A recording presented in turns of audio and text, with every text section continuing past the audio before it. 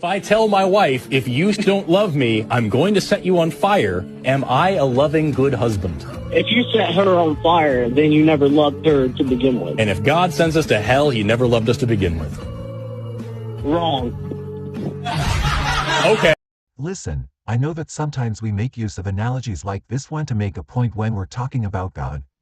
However, you have to know how to use it. You cannot use it like this guy just did.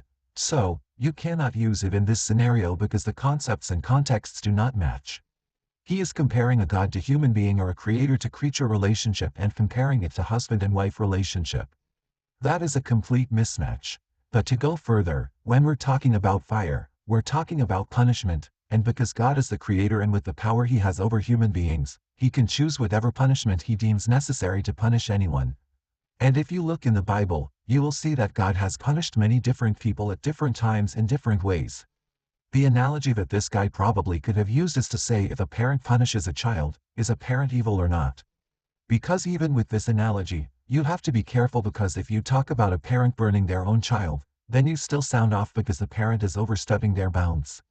This is why I'm saying that it is wrong because God has so much power and he has no limit. Whereas a human being as a parent or husband you have a limit on the ways that you can punish your spouse or your child.